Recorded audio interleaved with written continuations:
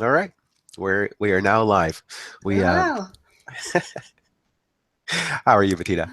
I'm really good. Good. Good. We when we first started this podcast, we we would get on the phone. We thought we needed to prepare so much, and we would get on the phone like 15, 20 minutes early and have these conversations that we would get really into, and then realize we had to start the show. And I think that we just kind of did that today on before today's show. We went through about three topics we could have gotten into, but I think we've settled on one, and I'm actually quite excited about because we both have a personal experience to share, and something that's been really beneficial in my life over the past, like, especially 2 months or so. I would say. Um, but before getting into that, I just wanted to ask how your week has been, your first week of the new year. And my week's been great. Really good. Peter's still home. He had took 2 weeks off over Christmas, which I think he really needed, and it's been really good. We've spent a lot of time together and just relaxing, and not really any heavy duty plans, just um, doing whatever's in front of us, which is, kind of my motto. And it's been nice. It's been nice, but he's got to go back to Port Dover next week to finish the job he was working on before Christmas, and so he'll be gone for about 2 weeks. I'm starting now to get a little bit uh, that desire to get back into some kind of routine where I'm being a little more productive. And I think the last 3 or 4 months of 2016, I was not very productive because I think I was um, going through another transformation or moving from one space within myself to another. I'm gonna, forgive myself for that. But now I'm really excited and really looking forward to doing a lot of purging, decluttering.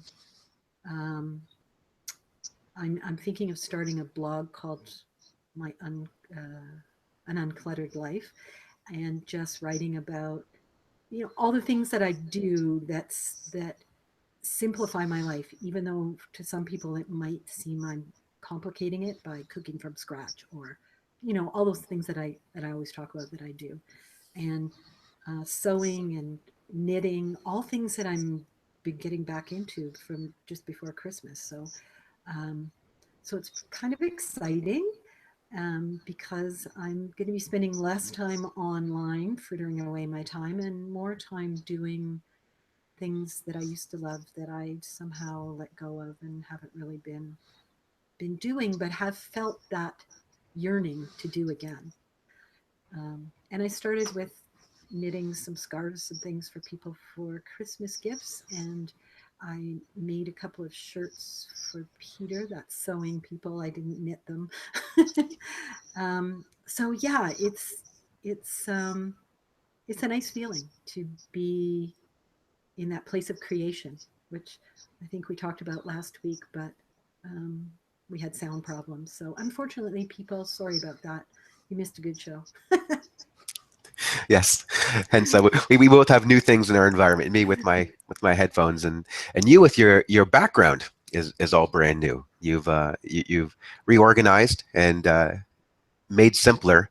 And you were telling me off air, you can see the spools of thread behind you over your shoulder, and how Yep. sewing. I mean, if for anybody who doesn't know, Bettina does an incredible amount of things, as she said, from scratch. Whether it be her incredible garden around her suburban house that her and Peter have built, and from preserving food, and doing their own clothing, and making food and chocolates and all sorts of things. I mean, you guys are incredible at that, and it's something that I marvel at. And every time I every time I get invited over, I always it's a social visit for a couple hours, and then I always ask for a half-hour class on something that you guys do that we can maybe take away from Walmart.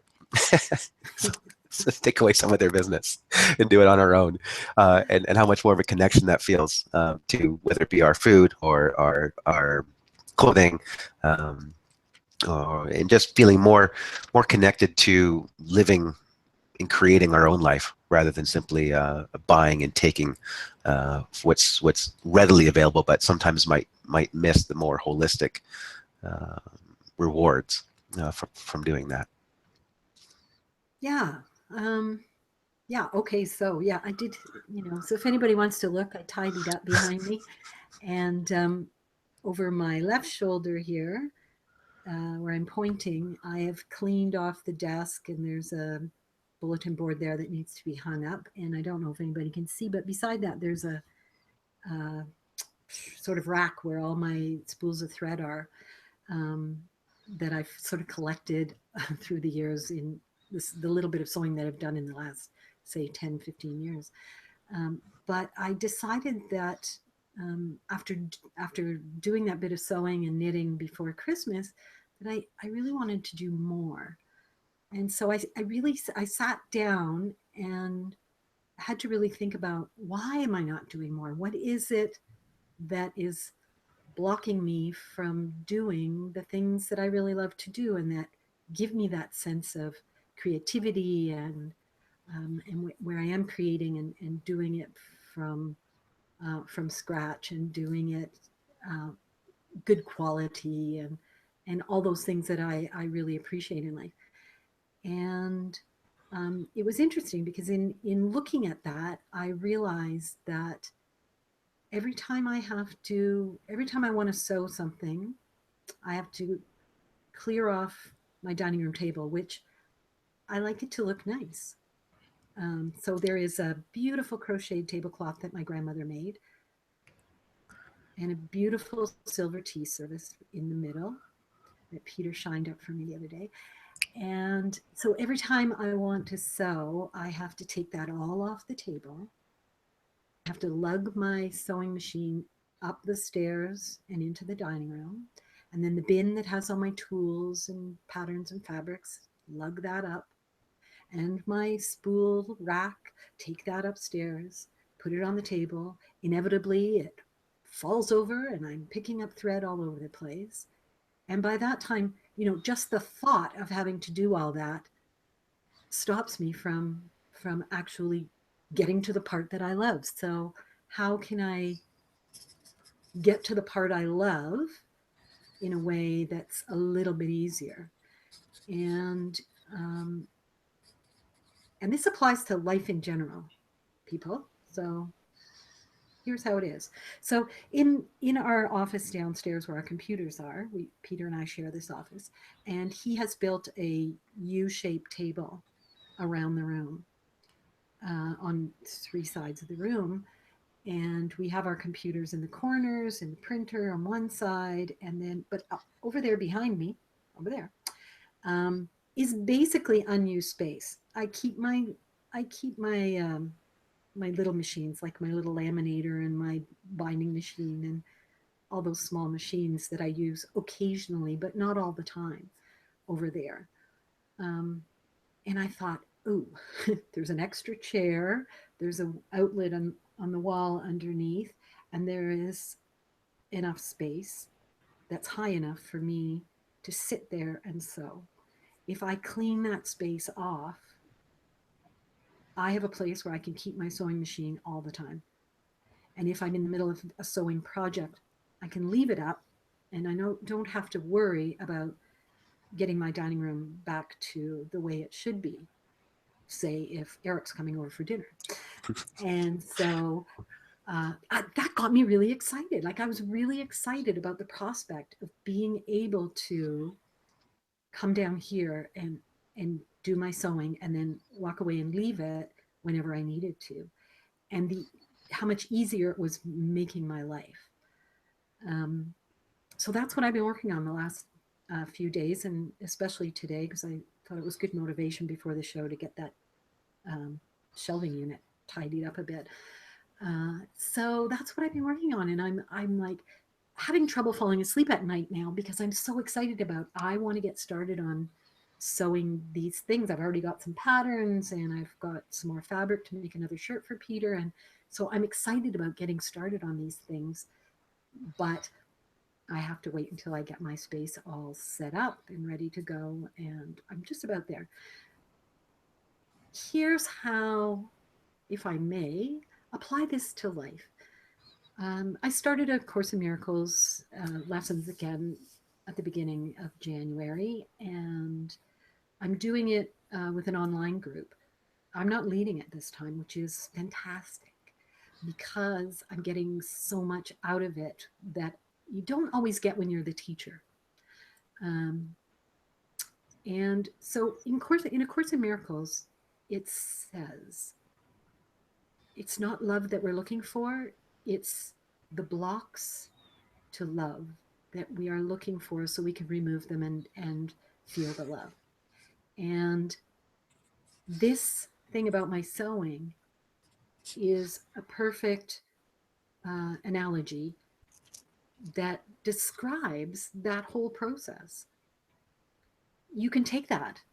I mean, I had to do it with when I started doing A Course in Miracles because I had a really hard time sticking to doing the lessons every day. So I had to use that same process. I had to sit down and say, what is blocking me from being able to do this every day?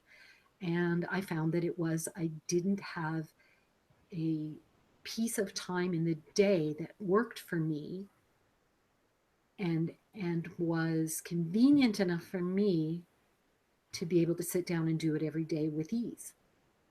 That's really nothing should be difficult in life. And I think if we really pay attention to how we can make it easier for ourselves and do things that support our success in the things that we want to do, it does make it a lot easier to slip into them.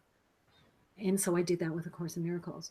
But you can do that in your everyday life too. You can do it with whatever you choose to do it with. And so hopefully those examples are helpful in anything that anybody out there might be struggling with in their lives. And I know you have a story too, Eric. So before I take all the time, No, that was perfectly and perfectly well told, and it's you did such a good job because it's something that's important to you. You know, this sewing, and you mentioned to me off air about the presents you had made, and you had made Peter some shirts, and you had all these ideas for jeans and a shirt for your son, and like you could just see the excitement, you know, in your eyes about how that is a way that you know convey your love, and it's something that's exciting for you. It's um, something that you're good at, and something that you like to give of yourself, and for you it's sewing, and for many people it is, but for so many other people it can be something else in their life, and that's a great thing when you tie it into to life about how, you know, it's not the thing that we're after, it's the blocks from the things that we're after. You said something really important in there about how it stops you from getting to the point, I love, you know, just the idea. It's like, oh, I have an inspiration to make a shirt, but then you roll it in your head. And how often have we all done this in our lives? I know I have. Never with sewing, but with so many other things in life, where I have the idea that I want to do something, and it would be feel really good for me to create, and I could really get into this project. And then I think, well, I don't have this piece of material, and you know, in your case, you know, having to clear the dining room table, and then what happens if we're having people over, then I have to put it back downstairs, and I have to bring it up, and I have to bring up 6 things up and down the stairs, and it's just you know, I'll just sit here and watch another episode, or you know, I'll find something easier to do instead. And I found sometimes in my own life, I think the things that I think, well, in all of our lives, what blocks us from doing these creative pursuits that speak to us, is, you know, for fear. There's we feel like we have to have it be done perfectly, and I know for me, my story is about, I've had an off and on relationship with lifting weights. I have a really heavy set body. I have really broad shoulders. I have this big frame, and so weightlifting comes easy for me, and I get good results from it. For other people, it might be running, or for other people, it might be rock climbing. Just depending on your body type, there's certain activities that you can be really good at. And I've gone to the gym, you know, for years, off and on, and I enjoy the process. I love the burn of my muscles. I love getting bigger because it's something that my body does naturally. It's something that I can put on weight very easily and get results very quickly, and so it keeps me going. Um, but for me, the thing for me is my blocks is I might be on the couch or something, or I might get up and I'd be like, oh, you know, I feel really good to work out today. But then I think, oh, then I got to put on my shoes and I got to go down to the gym. And if I don't have a membership, I should get one, or I have to get a daily pass. And then I have to go in there for an hour and 15 minutes, and I don't know where everything is because I'm not too familiar with it. And then I have to do the exercise, and then I have to get dressed and come back. It's to be 2 hours, and then just the thought of it just gets too heavy, and I don't want to do it. And that can be the same for going for a run, or doing some creative project that might be in the way of your business, or it could be setting up a blog or an online space. Like, oh, I don't really know how to do it. I'd have to watch a video to understand, how would I start it, how would I market it, and then it just gets too big in your head, so you don't take action. And I find that when we can sit and think about the blocks that get in the way, for me, I really don't like the process of putting on my shoes and going somewhere else. Even if I have like I have a workout room here in the condo building that I live in, but it's not ideal. And even going downstairs, taking the flight of stairs down and going there, for me, it's a block. I don't know why. So when I sit down and I think about what can I do to eliminate all the things that I don't like, so that I can just do the parts that I do,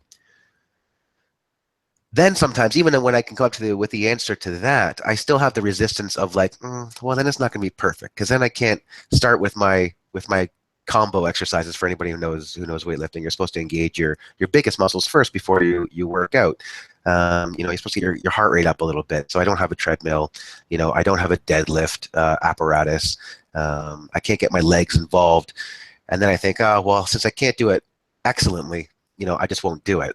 And how that like keeps you stuck in non-action, and how that unexamined can keep you from doing it for literally decades. The things that that you would like to do, and the things that would have great benefit in your life.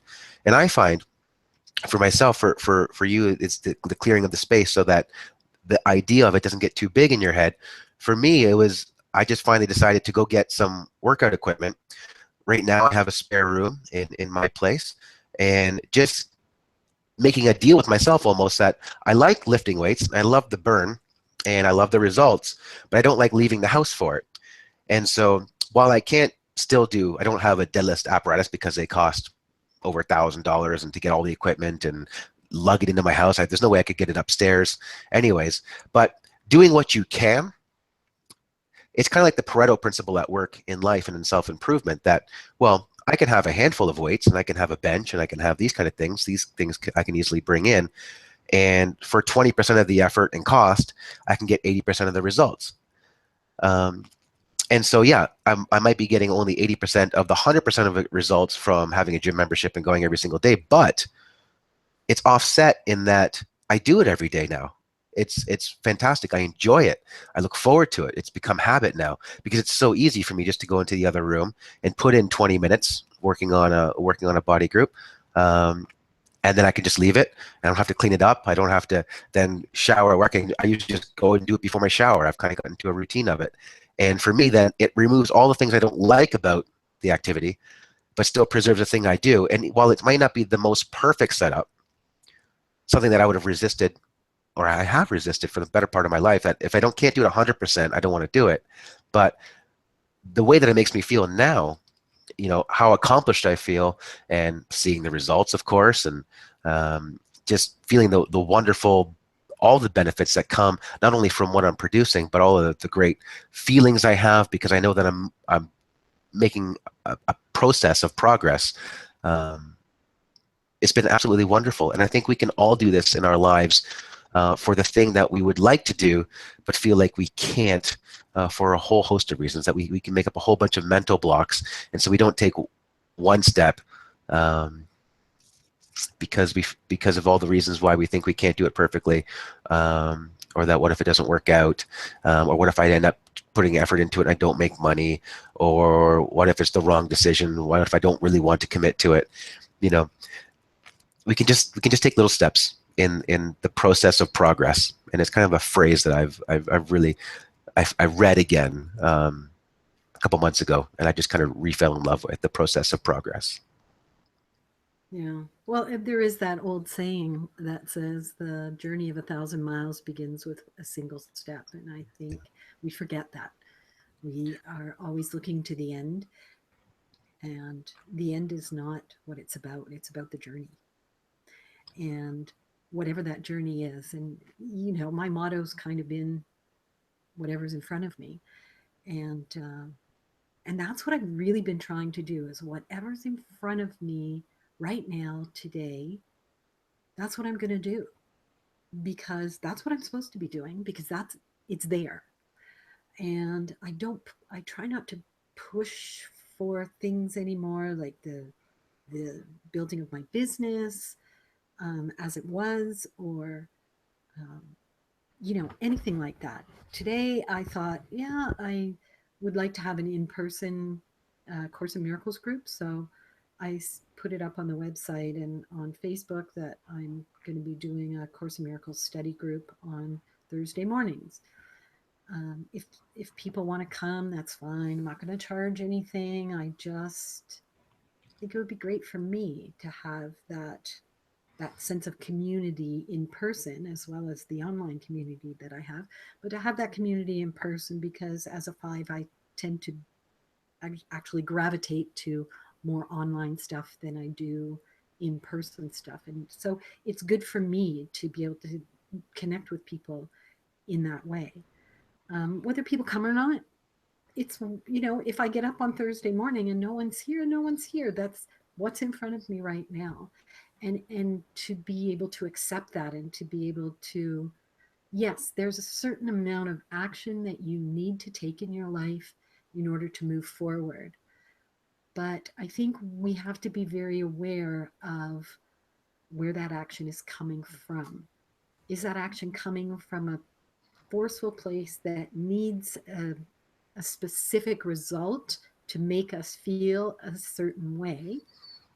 Or is it just a move forward to co create our lives with whatever source is?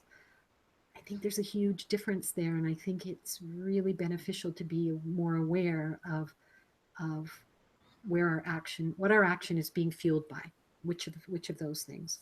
One is, of course, ego based, and one is source based.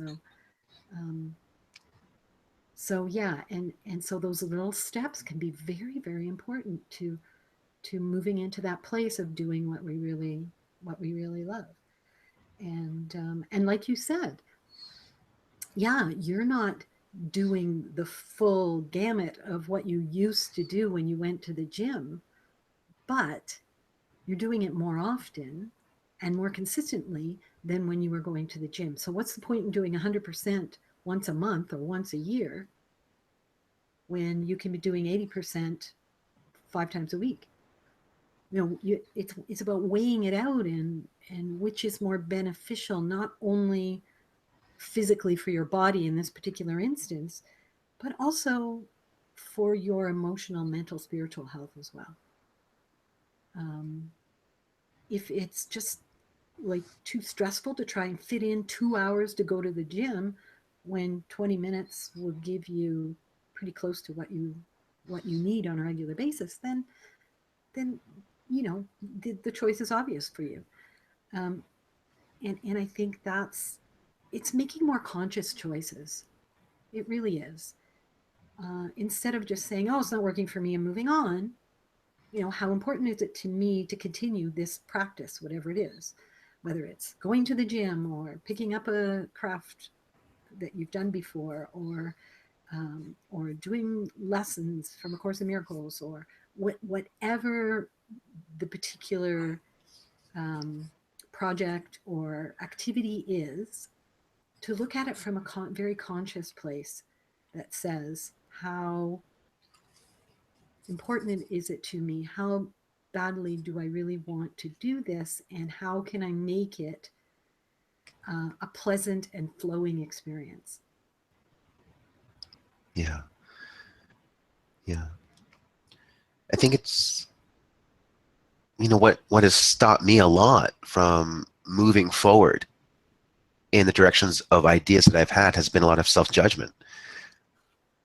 Especially this time of year, I think it's great to bring up, because as we do the show, it's January 6th, and I'm sure lots of people have had ideas as far as, well, I want to journal every day now, or I want to go on a half-hour walk every day, or I want to write a blog every single night.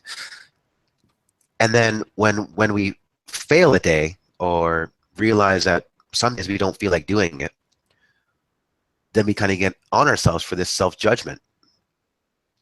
And for me, with the lifting weights, not only am I doing it every day, it's enjoyable. I get the part that I like without the parts that I don't like. Um, but also, I don't go through that every day. When I used to do the 100% and spend the 2 hours, basically one every 3 days, um, I would have this self-conflict all the time. Like, oh, I got to go tomorrow. I got to make sure I plan it. And then it's like, oh, I better go today. I said I was going to. And that's a place that where we start fighting ourselves. And whether it's I need to go to the gym today because it's my day, or I need to write a blog tonight, what am I going to think about? Um, or I'm going to make progress on this project because I promised myself. We start to separate the self. We start to argue and fight. And that causes a lot of like dissonance inside of ourselves. And it doesn't feel good. It's not a fun way to live life. It just becomes, a lot of times in my life where I've made goals without really considering and going into figuring out what it is, because I felt like I always had to be so perfect. I wasn't self-loving enough and just gently move in the direction of my dreams. I felt like I had to be perfect on day one, and I had to be, and then I was going to commit myself for every day hereafter. And I feel like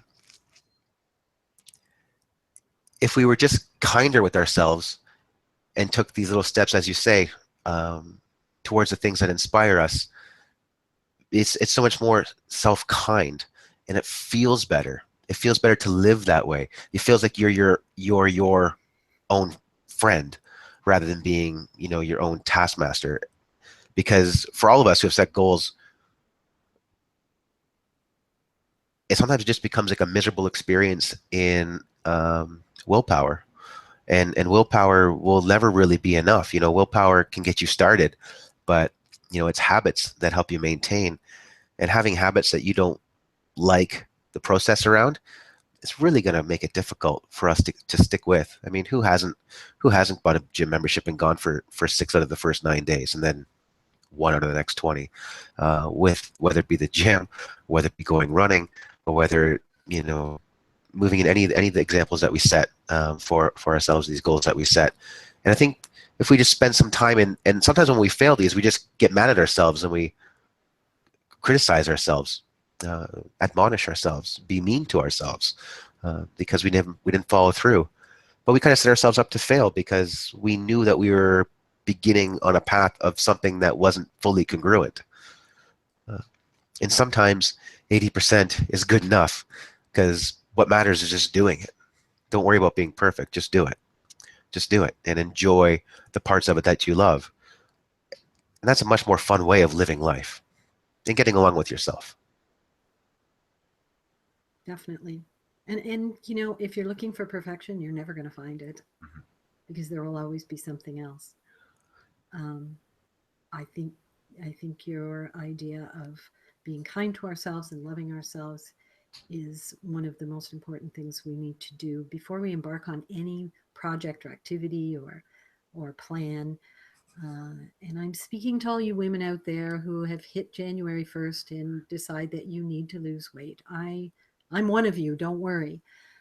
But do it for the right reasons, and do it with love for yourself, not to reach some unattainable goal, but to really look at why you need to do it.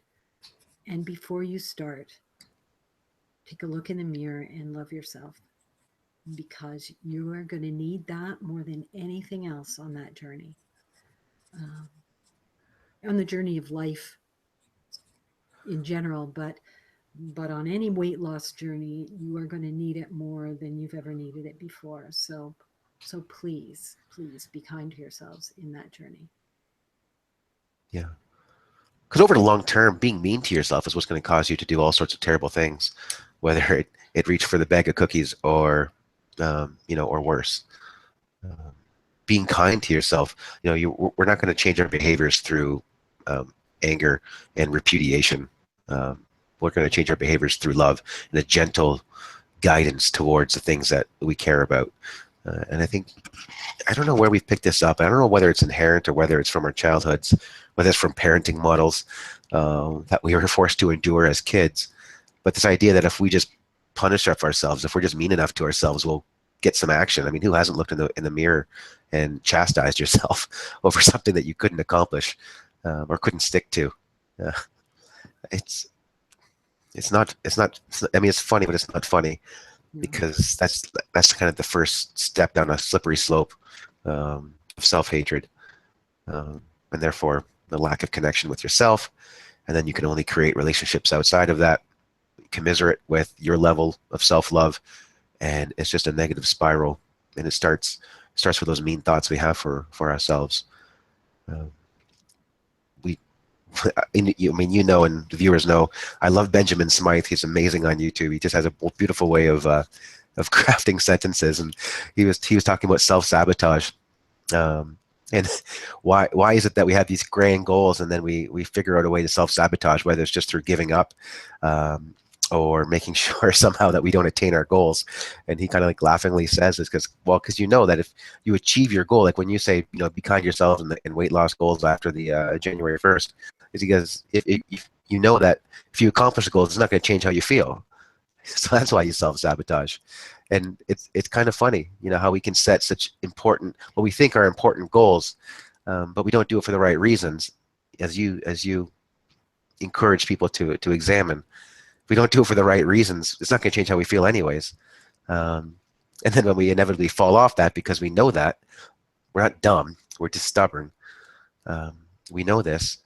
And then we chastise ourselves as if we think that if we just do that enough, maybe next time we commit to something, we'll stick. Next time we commit to something we don't truly want, if we just chastise ourselves enough, then next time we'll accomplish it. I mean, it's terrible. It's a terrible habit. Yeah, you can never get enough of what you don't want.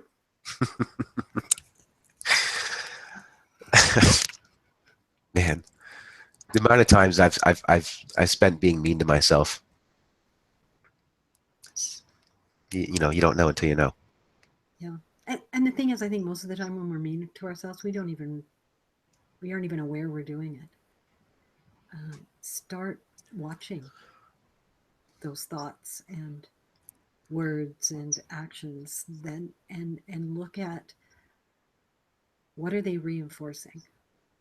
What are they reinforcing in me? This thing that I'm doing, that I always do, or these words that keep rolling around in my head about who I am, and how successful I am, and what success means, even, or that whole reward and punishment system of parenting. And I think once we grow up, we continue to parent ourselves in the same way that we were parented, because that's what we learned. But it's always possible to relearn, and to change those methods, and just start being kind to yourself. It's such one of our biggest problems in the world is not necessarily being unkind to others, but being unkind to ourselves. Yeah. So Yeah. so get out there and do your part, people. Yeah, I just love I know we're short on time, and I just love the example of, like, you know, if you had a best friend, somebody you really loved, you know, you can think about your best friend or your ideal best friend, and somebody you've been there with through thick and thin, you've known since you were a child, and they've been, you know, they're just a wonderful, wonderful person. And you know, it's January 6th, as it is, and they come to you and you have coffee with them, and and you knew that they wanted to you know, get on a routine of going for a walk every day, and they come to you and they say, you know what, yesterday I wasn't feeling great, I had a little bit of a cough, and I didn't go for a walk. I didn't go for my walk yesterday, but I did the first 4 days. Can you imagine, like, to your best friend right there in coffee, like you're out at a Starbucks or something, and you start admonishing them like we do to ourselves, start calling them names, start questioning why can't they ever follow through on anything. It's laughable. You would never do that to Yeah. somebody you love, you know, but sometimes we don't love ourselves, and so that's what makes it okay. Yeah. Yeah. Well, I wouldn't say that to someone else, but I certainly say it to myself. What's the difference? There's no difference, people. I mean, it's just, it seems so simple, but it's a really hard concept to grasp. And that old habits die hard, but perseverance, with perseverance it will change. With perseverance and I have to say awareness, because it's very easy when you're unaware to just bypass it and just keep coasting along in that same unhappy place that you're in. But when you start becoming aware of it, it's very hard not to be aware, and and that's a good thing, because that's when change can happen, in the awareness. So be aware. The world needs more wares.